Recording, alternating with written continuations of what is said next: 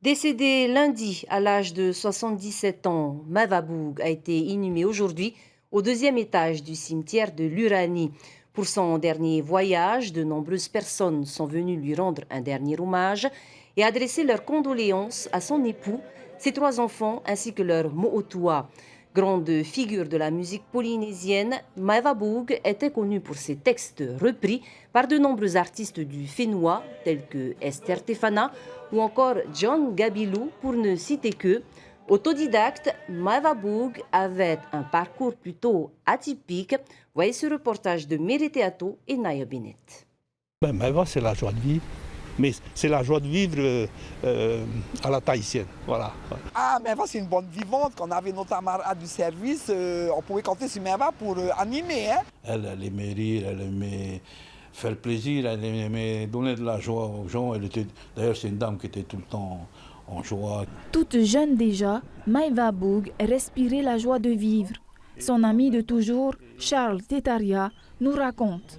Et à l'époque, on a fait notre scolarité ensemble jusqu'en troisième. Après, je suis parti en France. Mais pendant toute sa scolarité, elle disait toujours « Aïe, j'aime pas les maths, tu vois. Parce que c'est vrai qu'elle avait du mal en maths. Mais c'est pas là où elle s'est illustrée, c'était plutôt dans le domaine du sport. Figurez-vous qu'elle a gagné sa médaille en lancer de poids. Et elle disait toujours, même la grosse a sa médaille d'or. Elle était toute contente avec sa médaille. Une joie qui transpire de ses compositions musicales, mais aussi de ses tableaux.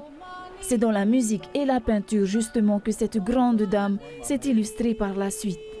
Luc Attou et Yolande Bennett se souviennent encore de ces moments d'inspiration et de son grand cœur. Parce que quand elle compose une chanson, il faut qu'elle voie la personne ou il faut qu'elle voie quelque chose. Et le jour du mariage, elle me dit « Ok, ça y est, la chanson elle est prête. » Et c'est Esther qui va venir chanter.